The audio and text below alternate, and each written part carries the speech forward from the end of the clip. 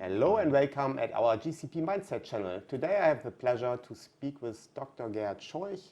He's an expert in aerosols research, and that's also the topic. We speak about aerosol research. Hello. Hello.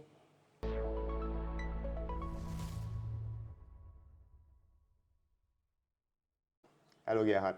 Thank you very much for the interview. Hello, Andreas. Yeah, it's really a pleasure. Yeah, you are quite prominent in the moment to speak about the topic aerosol research, at least in Germany. Can you start with yourself? Can you give me a little summary about your life? Oh, a summary about my life. My life was quite interesting. I guess so. Yes, let's start with my professional career. I studied physics at the University in Frankfurt and biophysics, and I was very happy to join a research lab in Frankfurt that did aerosol research already from the late 60s, and I started there in 1980. And it was Dr. Stahlhofen. He was a very famous aerosol researcher, and that was the first time I came in contact with aerosols. We had a very interesting 10 years between 1980 and 1990. There was one topic when aerosol were also relatively popular. That was the Chernobyl accident, when this nuclear cloud came over whole Europe. And that was a very, very interesting thing for us as a research lab. We studied a lot of people who were in contact with this aerosol cloud, and that was very interesting. And then finally I worked in 1996. I went to the US and worked together at the Environmental Protection Agency and the University of North Carolina in Chapel Hill. And we did a year study on mucociliary clearance, so when particles enter the lung, how they get out of the lung again. But in 1997, I had this super idea to start a company, and it was more or less a consulting company.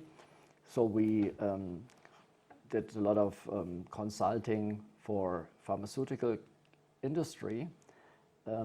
At that time, at the late 90s, there was a lot of interest in aerosol application of several drugs like insulin. So we did some projects on inhaled heparin, on inhaled insulin, and it was a lot of work. But in 2005, inhaled insulin was approved, but it was not reimbursed. So that was a fantastic nightmare. So the company went almost bankrupt.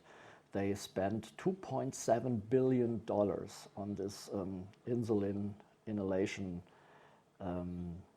medication, and finally they couldn't sell it. Yeah. So do you know the reason for that? Yeah, it was just because other application forms came up. Yeah. So when they started this work in 1992, 1993, there was a lot of big needles. You have to apply the insulin, and there was a lot of needle phobia. And then other application forms came up, and when they finally reached the market, there was no market anymore. Yeah. And so it was not the regulatory approval, so they were as efficient as a needle, but they had no benefit. Yeah. So the healthcare providers, they said, what is the benefit of an inhaled insulin? Yeah. So. And it was more expensive. Yeah. So you needed about 10 times more insulin per shot than a needle, and then it was too expensive. So 2005, inhaled medications went down dramatically because everybody thought, oh, that doesn't work. Yeah. So many companies stopped their projects, and so that was a real a lot of trouble at that time. We survived, luckily, because we had other projects. We worked on cystic fibrosis, severe asthma, so topical diseases where you need the drug where the disease is. And finally, 2014, I sold one of my companies, the Activero. It was sold to Vectura, and from that time on, I was free again. I did a lot of scientific things. I started or worked with some other small companies. I supported them and did also business angel work. So I helped people to start their business. So that's my life. On 2018, I was falling down a tree by cherry picking, and so I'm sitting in a wheelchair since since then. Yeah. Okay, but you are still in a good mood. Yeah, sure. Yeah, good to see. Yeah, and you are still busy with aerosol research, which is it's cool. And I didn't know that it was 1990 already a hot topic. 1986, 85 or 6. Most people even don't know what aerosol means and how it is measured. Can you just give us a short summary so that people also understand it, how aerosols can be measured? Yeah, what are aerosols? So first, the definition of an aerosol is a mixture of air and particles. These particles can be liquid or dry. And this is an aerosol. So the particles are called aerosol particles. How can you measure aerosol particles? It's not so easy because it's a large range of aerosol particle sizes, starting from only a few nanometer. These are the smallest particles that we know in the air, and the biggest particles that we have are about 100 to 500 micrometer. So that is a droplet of a fog. When you have a mist or a fog or a cloud, the droplets in this cloud are in the order of 50 to 500 micrometer. So it's a huge range that we have to cover. So from a nanometer to 500 micrometer. It's 5 orders of magnitude. So you have not one measuring system for all these particles. So the very small particles are very, very difficult to measure. Normally you use these particles as a nuclei, then bring a liquid to these particles. The particles are growing, and then you measure this growing particle, and then calculate back how the nuclei was, how small the nuclei was. So condensation, nuclear counter are these measuring instruments where you measure these very small particles. The larger particles you can measure by light scattering, for example. So you illuminate the particle scatter the light, and then you measure the scattered light, and then you can calculate back how big the particle was that did this light scattering. And then in the pharmaceutical industry, we use a measuring technique that is called the impactor or impinger. When you really separate the particles, you separate different sizes of particles, and then you measure the pharmaceutical content in these different size fractions. So for example, you have an impactor with 8 different stages. So every stage has samples a different particle size, and then you measure how much of your pharmaceutical or your chemical entity is on these different stages. Okay. So these are very, it's often relatively complicated to measure the small particles because these particles are so small. Yeah, and do you have devices for the measurement, or do you work with chambers? You work with devices for this to measure the particles. Yeah, you don't measure them all always in chambers. So you have a device. These light scattering devices are have the size of a shoebox. And you have also impactors. They are also about this size. Okay. And you said already it's interesting for the pharma industry. It's interesting when we have an accident like Chernobyl at that time. Who else are your clients who are interested in aerosol research? So I always distinguish between bad and good aerosols. So the good aerosols are the therapeutic aerosols. So pharmaceuticals, asthma drugs. The bad aerosols can either be the viruses that we face now, so that are some particles which affect your health, and also you have always this discussion about environmental protection, fine dust, about protecting the air in the cities, for example. So there are and that these are the different clients for aerosol application or aerosol research. There is also a lot of research going on the meteorology, so cloud physics, how the pollution is going over the whole world. So in the Antarctic there are now measurements on aerosols from the industrial nations. So the aerosol can go around the world several times. So if you have a volcano outbreak, you have a cloud that goes around the world several times.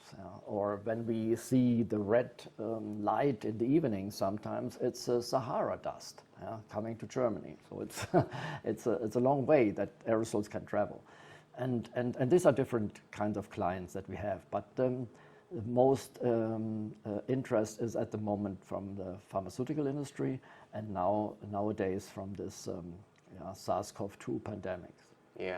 And we have done already a couple of studies together about the good aerosols, let's say it in that way. But as you said already, in the moment, the hot topic is COVID. And therefore, let's change to aerosol and COVID. And what would you say, what could we learn from aerosol research in terms of COVID prevention, treatment? COVID-19. So it was surprising for me that the Robert Koch Institute and the World Health Organization at the beginning did not have the aerosols in their focus, because it was a lung disease, it was a respiratory tract disease, and how do you get a virus into your lung? You cannot take it into the lung with your fingers. You have to inhale it, and I think that was for me surprising that they didn't see this. And so I remembered at that time we did a study in the late 1980s, where we found that during normal breathing the lung was like an aerosol generator. The lung produced particles. So we did a long study at that time. It took us a while to find out where these particles came from.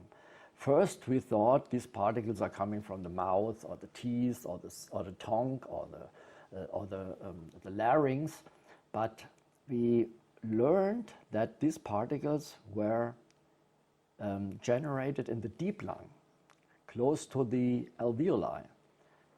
And these particles were very, very small. So when we normally breathe, we exhale about a few hundred particles per liter. So that is it's a very small number.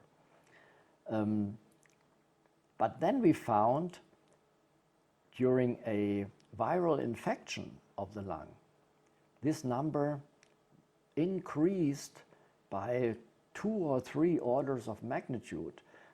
So a person which had a virus infection exhaled during normal breathing 50,000, 100,000 particles per liter. So that was very surprising for us at that time, and we couldn't understand why this happened. Meanwhile, there was a long time of research going on in the 2010, 2013. There was a group in the US and also in Sweden, and they found out that these particles contain surfactant. So the major compound was found, it was surfactant. And surfactant is a material that covers the entire lung. And also they found that other proteins and peptides were in these particles, but also viruses. And Donald Milton from the United States, he made measurements then with influenza patients, and he found influenza viruses in this small aerosol fraction. And so at the moment we know that there are some patients with viral infections which inhale a lot of particles, yeah? And these, we call them now super emitters, yeah? Or super spreaders. And these are persons which exhale so many particles that they can infect not only a single other person but many other persons. Another interesting finding was that this SARS-CoV-2 pandemic, the transmission of the SARS-CoV-2 virus is mainly happen indoors. So it's outdoor you have almost zero infection. And this is also clear because when you exhale these small tiny particles, a lot of these particles will stay in the air for a long period of time. So when we exhale these particles into this room here, a person who come into this room 2 hours after me can be infected without meeting myself. Yeah. So many people don't know where they got their infection, and this is typical for an aerosol infection. So that's what we learned about this virus, and now we need strategies to prevent this transmission.